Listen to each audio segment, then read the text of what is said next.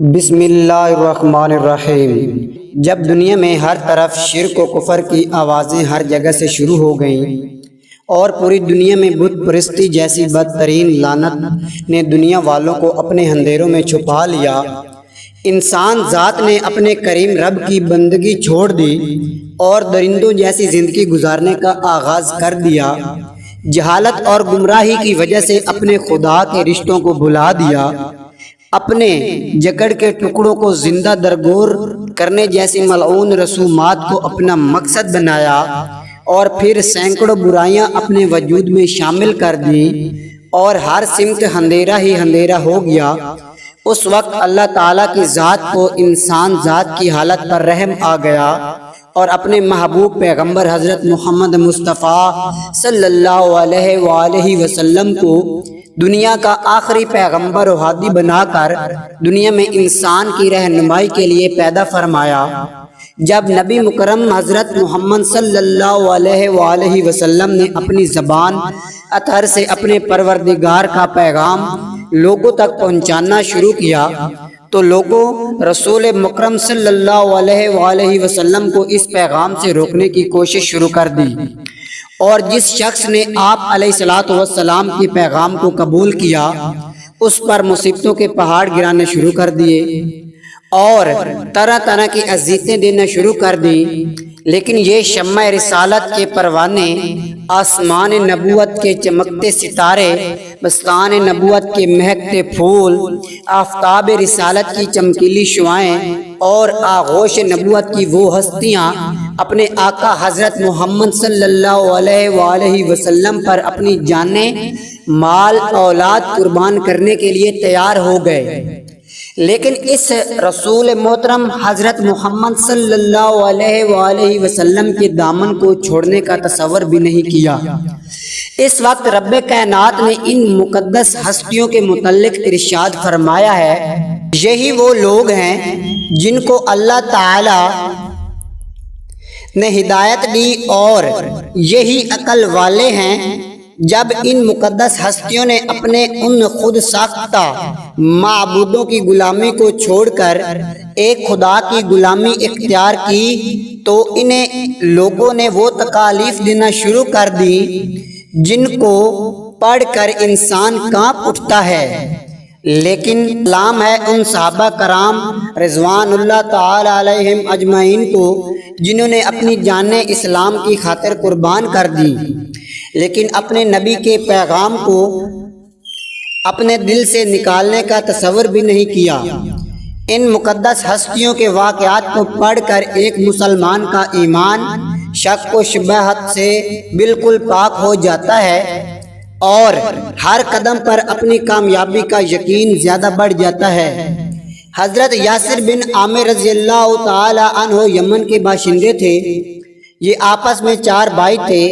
حضرت یاسر، مالک، حارث اور ایک چھوٹا تھا۔ چوتھے بھائی سے سب سے زیادہ محبت کرتے۔ ایک مرتبہ وہ کہیں گم ہو گیا جس کی ان کو کوئی خبر تک نہیں ملی۔ یہ لوگ اپنے بھائی کی محبت کی شدت کی وجہ سے دل کے ہاتھوں مجبور ہو کر اپنے بھائی کو ڈھونڈنے کے لیے غار سے نکلے۔ اپنے علاقے کا چپا چپا چھان مارا، لیکن ان کا محبوب بھائی ان کی نظروں نے نہیں دیکھا۔ محترم ناظرین، آخر کار حضرت یاسر رضی اللہ تعالی عنہ اپنے دونوں بھائیوں مالک و حارث کے ساتھ اپنے بھائی کو تلاش کرتے کرتے مکہ پاک کی سرزمین میں پہنچ گئے، لیکن یہاں بھی انہیں اپنے بھائی کے متعلق کوئی معلومات نہ مل سکی۔ لیکن اس پاک سرزمین میں آقا نامدار حضرت رسول اللہ صلی اللہ علیہ وآلہ وسلم نے توحید کا پرچم بلند کر رکھا تھا اور یہ دولت حقیقی حضرت یاسر کے مقدر میں لکھی جا چکی تھی۔ جیسے ہی یہ اعلان اس مقدس شخصیت کے کانوں میں پہنچا تو اپنے بھائیوں کو کہنے لگا کہ میں نے وہ دولت ابدی حاصل کر لی ہے کہ اب مجھے کسی دوسری چیز کی ضرورت ہی نہیں۔ اگر رہنا چاہتے ہو تو میرے ساتھ رہ سکتے ہو، ورنہ تم اپنی مرضی سے مجھے چھوڑ کر جا سکتے ہو۔ مجھے تم سے کوئی شکایت نہیں ہے، یہ بات سن کر دونوں بھائی مایوس ہو کر سرزمین مکہ پاک سے اپنے ملک یمن چلے گئے، لیکن حضرت یاسر بن عامر رضی اللہ تعالی عنہ نے مکہ پاک میں سکونت اختیار کر دی اور یہاں ابو حذیفہ بن مغیرہ سے حلیفانہ تعلقات پیدا کر لیے۔ ابو حذیفہ نے اپنی ایک نیک سیرت لونڈی حضرت سمیہ بنت خبات رضی اللہ تعالی عنہا حضرت یاسر بن عامر رضی اللہ تعالی عنہ کو بخش دی، جس سے انہوں نے نکاح کر لیا اور اپنی زندگی کے دن مکہ پاک میں گزارنے لگے۔ بالآخر قدرت نے حضرت یاسر اور حضرت سمیہ رضی اللہ تعالی عنہ کو ایک خوبصورت اور سیرت بیٹا عطا فرمایا، جس کا نام حضرت عمار رضی اللہ تعالی عنہ رکھا گیا۔ یہ مقدس بچہ آگے چل کر اپنی سیرت و صورت، کردار و گفتگار اور عشق رسول میں جل کر تاریخ اسلام کا ایک مستقل لال بن گیا، جس کی سیرت و عشق کے واقعات پڑھ کر انسانی عقل دنگ رہ جاتی ہے۔ ابو حذیفہ بن مغیرہ نے حضرت یاسر و سمیہ و عمار رضی اللہ عنہما کو بڑی اچھی طرح سے رکھا تھا۔ پھر جب ابو حذیفہ بن مغیرہ نے وفات پائی تو آل یاسر رضی اللہ تعالی عنہ اپنی زندگی کے لمحات گزارنے کے لیے کسی کے محتاج نہیں تھے۔ پھر وقت نے کروٹ بدل ڈالی۔ حضرت محمد مصطفیٰ صلی اللہ علیہ وآلہ وسلم نے اعلان نبوت فرمایا اور ہر طرف توحید کا پیغام عام کر دیا، تو آہستہ آہستہ لوگ اس اعلان نبوت پر لبیک کہہ کر دین اسلام کو اپنا آخری سرمایہ سمجھ کر اس دین کو قبول کرنا شروع ہو گئے۔ جیسے جیسے لوگ مسلمان ہونے لگے تو اہل مکہ نے مصائب کو بڑھانا شروع کر دیا، اور جس کو بھی دین اسلام کو قبول کرتے ہوئے دیکھتے تو اس پر ٹوٹ پڑتے اور انہیں بہت ہی دردناک سزائیں دیتے تھے۔ کسی کو مکہ کی ریتلی زمین پر لٹا کر اس کے سینے مبارک پر بڑے بڑے پتھر رکھ دیتے تھے، کسی کو ناک میں دھواں دیتے تھے، کسی کو گلیوں میں گھسیٹتے رہتے تھے، کسی کو لوہے کی ذرہ پہنا کر انگاروں پر ڈال دیتے تھے۔ اس طرح انہوں نے بہت سی عبرت ناک سزائیں فقط اس لیے دی جاتی تھی کہ لوگوں تم فقط بتوں کی عبادت کرو، اللہ تعالیٰ کے پیغام کو چھوڑ دو۔ لیکن جب یہ سزائیں بڑھنے لگی تو حلقہ اسلام میں لوگ بھی زیادہ شامل ہونے لگے۔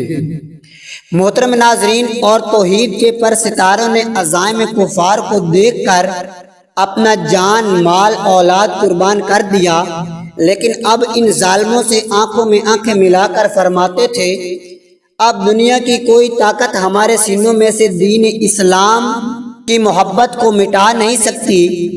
تمہاری یہ سزائیں ہمارے ایمان کو نقصان نہیں پہنچا سکتی۔ تم اپنا بدترین کام کرتے رہو، ہم اپنی جانیں قربان کرنے کے لیے تیار ہیں۔ اب جیسے ہی کفار مکہ کو حضرت یاسر و سمیہ عمار رضی اللہ تعالی عنہم کے مسلمان ہونے کی خبر ملی تو بنی مخزوم کے لوگ غیظ و غضب میں جل اٹھے اور اپنے ناپاک ارادوں کی تکمیل کے لیے آل یاسر رضی اللہ تعالی عنہ پر تکالیف کا دائرہ بڑھا دیا۔ ان توحید کے متوالوں کو اتنا مارتے تھے کہ ان کا جسم مبارک خون میں سرخ ہو جاتا تھا۔ پھر کفار کہتے تھے کہ اب بتاؤ ایمان کو چھوڑتے ہو یا نہیں؟ اگر نہیں چھوڑو گے تو ہم تمہیں ایسی عبرتناک سزائیں دیں گے کہ لوگوں کے لیے مثال بن جاؤ گے۔ جب کفار مکہ اپنے ناپاک ارادہ ظاہر کرتے تھے تو یہ تینوں فرماتے تھے کہ محمد صلی اللہ علیہ وآلہ وسلم پر ہماری 1000 جانیں بھی قربان ہیں۔ اگر ہم اسی حالت میں بھی فوت ہو گئے تو ہمیں موت سے کوئی شکوہ نہیں، بلکہ ہم فخر سے کہیں گے کہ محبوب صلی اللہ علیہ وآلہ وسلم کے قدموں میں قربان ہوئے ہیں۔ یہ جواب سن کے کفار جل جاتے تھے، پھر ان کو لکڑیوں، گونسلوں اور لاتوں سے اتنا پیٹتے تھے کہ یہ مظلوم بے ہوش ہو جاتے تھے، پھر جب ہوش میں آتے تھے تو کفار پوچھتے تھے بتاؤ اب کیا ارادہ ہے، اذیتیں برداشت کرنے کا شوق ہے یا ایمان چھوڑتے ہو؟ یہ سن کر مجاہدین نبی کریم صلی اللہ علیہ وسلم فرماتے تھے کہ دامن مصطفیٰ کو ہم کیسے چھوڑ دیں، ہمارا ایمان اتنا کمزور نہیں کہ ایک مرتبہ ظالم کفار کے ہاتھوں سے یہ تینوں اذیت ناک سزائیں جھیل رہے تھے۔ تو محترم ناظرین، وہاں سے حضرت محمد مصطفیٰ صلی اللہ علیہ وآلہ وسلم کا گزر ہوا۔ ان کی مظلومی کو دیکھ کر آپ علیہ الصلوۃ والسلام کا دل بھر آیا تو فرمانے لگے اے آل یاسر صبر کرو، تمہاری جگہ جنت ہے۔ ایسی بدترین سزاؤں سے بھی کفار کا سینہ ٹھنڈا نہیں ہوا، اور زیادہ اذیت ناک سزا دینے کے لیے کفار مکہ کے سردار ابو جہل نے حضرت سمیہ رضی اللہ تعالی عنہا کو برچھی مار کر شہید کر دیا، اور یوں حضرت بی بی سمیہ رضی اللہ تعالی عنہا تاریخ اسلام کی پہلی شہید خاتون بن گئی۔ کروڑا سلام ہو اس کی جرات پر کہ اپنی جان تو دے دی لیکن اپنے محبوب صلی اللہ علیہ وآلہ وسلم کے دامن کو چھوڑنے کا تصور بھی نہیں کیا، اور تاریخ کے اوراق میں اپنے عمل سے یہ ثابت کر دیا کہ ظالم کسی کے دل پر حکومت نہیں کر سکتا۔ دل پر حکومت تو بڑی چیز ہے، کسی کے ارادوں کو بھی نہیں مٹا سکتا۔ جب یہ عبرت ناک خبر حضرت یاسر بن عامر رضی اللہ عنہ کو ملی کہ اس کی بیوی کو ظالموں نے شہید کر دیا ہے، تو اس اندہناک خبر سے حضرت یاسر رضی اللہ تعالی عنہ کو بہت صدمہ پہنچا، اور روتے ہوئے اپنے محبوب آقا حضرت محمد صلی اللہ علیہ وآلہ وسلم کے دربار اقدس میں حاضر ہو کر عرض کیا یا رسول اللہ صلی اللہ علیہ وآلہ وسلم، اب تو ظالموں نے ظلم کی انتہا کر دی۔ آپ صلی اللہ علیہ وآلہ وسلم کی آنکھوں میں بھی آنسو آ گئے، اور حضرت یاسر رضی اللہ تعالی عنہ کو صبر کی تلقین فرمائی اور فرمایا اے اللہ، خاندان یاسر کو دوزخ کی آگ سے بچانا۔ اس واقعے کے بعد بھی ظالموں کے ناپاک ارادے ختم نہ ہوئے بلکہ اور بھی زیادہ مضبوط ہو گئے۔ پھر چشم فلک نے دیکھا کہ کفار مکہ نے مظلوم بوڑھے حضرت یاسر رضی اللہ تعالی عنہ کو اتنا مارنا شروع کر دیا کہ آپ بے ہوش ہو گئے۔ جب ہوش میں آتے تھے تو کفار کہتے تھے اپنا آخری انجام میں بھی عنقریب دیکھ لوگے ورنہ تم ایمان کو چھوڑ دو۔ آپ فرماتے تھے ظالمو، تم میری جان تو لے سکتے ہو، میری مظلومہ بیوی کو شہید کر سکتے ہو، میرے محبوب بیٹے عمار پر تکالیف کی لرزہ خیز سزاؤں کی داستانیں تو قائم کر سکتے ہو، لیکن میرے قلوب میں میرے کریم رب نے جو اسلام کا بیج بویا ہے اس کو تم قیامت تک نہیں اکھاڑ سکو گے۔ غیظ و غضب میں جل کے مر جاؤ گے لیکن میرے ایمان کو کچھ نہیں کر سکو گے۔ یہ صبر کے پہاڑ تھے جنہوں نے اسلام کی خاطر ایسی سزائیں برداشت کی کہ اگر پہاڑوں پر گرتی تو وہ بھی ذرہ ذرہ ہو جاتے، لیکن اس مرد حق پرست کے ارادے کو مٹا نہیں سکے۔ یہ وہ لوگ تھے جن کے لیے اللہ تعالی نے فرمایا یہی سچے مومن ہیں۔ بالآخر حضرت یاسر رضی اللہ تعالی عنہ بھی ان ظالموں کی سزائیں سہتے سہتے شہید ہو گئے، لیکن اپنے محبوب آقا صلی اللہ علیہ وآلہ وسلم کے دامن کو اپنے ہاتھوں سے نہیں چھوڑا۔ جب حضرت یاسر رضی اللہ تعالی عنہ اور حضرت سمیہ رضی اللہ تعالی عنہ شہید ہو گئے تو اب کفار نے ان کے بیٹے حضرت عمار رضی اللہ تعالی عنہ کو اپنی ظالمانہ کاروائی کا نشانہ بنایا۔ وہی ظلم، وہی تکلیفیں، وہی اذیتیں، وہی مصیبتیں حضرت عمار بن یاسر رضی اللہ تعالی عنہ کو دینے لگے جو ان کے مظلوم والدین کو دے کر شہید کر دیا۔ اب اس توحید کے قائل کو مشرکین و کفار نے بھوکا سا پیاسا رکھنا شروع کر دیا۔ پھر جب کفار سوچتے تھے کہ اب یہ اپنا دین اسلام چھوڑ دے گا تو پھر آپ کو ایسی دردناک سزائیں دیتے تھے جسے سن کر انسان رواں رواں کانپ اٹھتا ہے۔ یہ ظالم لوگ اس بھوکے پیاسے شیر کو گرم ریت اور دیکھتے ہوئے انگاروں پر لٹاتے تھے، جس کی آگ کی وجہ سے آپ کا جسم مبارک جل جاتا تھا اور جسم سے خون بہنے لگتا تھا، لیکن اس صبر کے پہاڑ کے استقلال میں ذرہ برابر بھی فرق نہیں آتا تھا اور اس کے قدم رائے حق میں ذرہ بھر بھی نہیں ڈگمگاتے تھے۔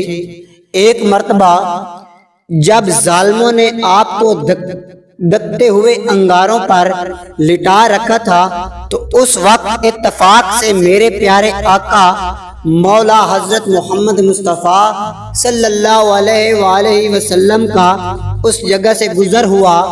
جب آپ علیہ الصلوۃ والسلام نے پیارے صحابی حضرت عمار بن یاسر رضی اللہ تعالی عنہما کی یہ حالت دیکھی تو آپ کا دل بہت کڑا اور حضرت عمار رضی اللہ تعالی عنہ کے سر پر شفقت کا ہاتھ پھیرا اور فرمایا، اے آگ، تو عمار بن یاسر کے لیے اس طرح ٹھنڈی سلامتی والی بن جا جس طرح حضرت ابراہیم علیہ السلام کے لیے بن گئی تھی۔ حضرت عمار رضی اللہ تعالی عنہ نے صبر و استقامت کا وہ مظاہرہ کیا جس سے تاریخ اسلام میں اس مرد مجاہد کو تا قیامت صابرین میں یاد کیا جائے گا۔ پھر وہ خوشی کے لمحات بھی آ گئے جب اللہ تعالیٰ نے اپنے محبوب صلی اللہ علیہ وآلہ وسلم کو فرمایا، اب ہجرت کی تیاری کرو۔ جب میرے آقا حضرت محمد مصطفیٰ صلی اللہ علیہ وآلہ وسلم کو مدینہ کی طرف ہجرت کا حکم ہوا تو حضرت عمار بن یاسر رضی اللہ تعالی عنہ کو بھی یہ موقع نصیب ہوا اور مدینہ پاک میں پہنچ کر امن کا سانس لیا۔ یہ وہ ہستیاں تھیں جن کے خون سے اسلام کے باغ کی آبیاری کی گئی، جن کے لہو سے اسلام پوری دنیا میں پھیلا۔ انہی کے صدقے ہمیں بھی اسلام نصیب ہوا۔ کے دنوں میں حضرت عمار رضی اللہ تعالی عنہ کی پشت مبارک پر سیاہ داغ نظر آتے تھے، جس کی وجہ پوچھنے پر آپ رضی اللہ تعالی عنہ فرماتے تھے، یہ وہ نشان ہے جب مجھے انگاروں پر سلایا جاتا تھا، گرم ریت پر لٹایا جاتا تھا، لیکن میں نے صبر کا دامن نہیں چھوڑا، کبھی زبان سے کوئی شکوہ شکایت نہیں کی۔ حضرت عمار بن یاسر رضی اللہ تعالی عنہ ہجرت کے موقع پر کعبہ میں اس مقدس مسجد کی تعمیر کے وقت پتھر ڈھونڈتے تھے اور اس کی تعمیر میں بڑھ چڑھ کر حصہ لیتے تھے۔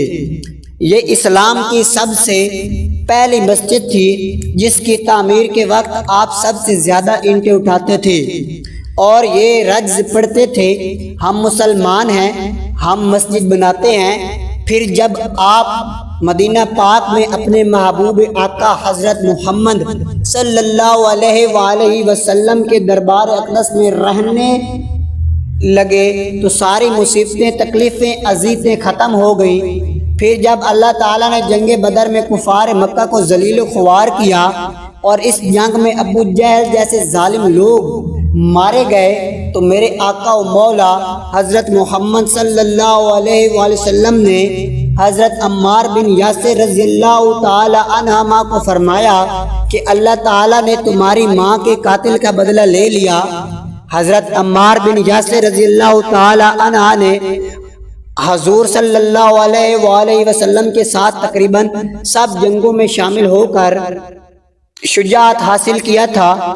آپ نے سیدنا صدیق اکبر رضی اللہ تعالی عنہ کے دور خلافت میں جنگ یمامہ کی خون ریزی جنگ میں وہ بہادری دکھائی جس سے مرتدین کے کلیجے پھٹ گئے۔ اس جنگ میں آپ کا ایک کان مبارک شہید ہو گیا، لیکن آپ نے اس کی کچھ پرواہ نہیں کی اور کفار کی صفوں کو الٹ کر رکھ کر دیا۔ کئی کفار آپ کے ہاتھوں جہنم رسید ہو گئے۔ جب ایک موقع پر مسلمانوں کے قدم اکھڑتے دیکھے تو ایک بلند چنان پر کھڑا ہو کر للکارا، اے مسلمانوں، کیا جنت سے بھاگ رہے ہو؟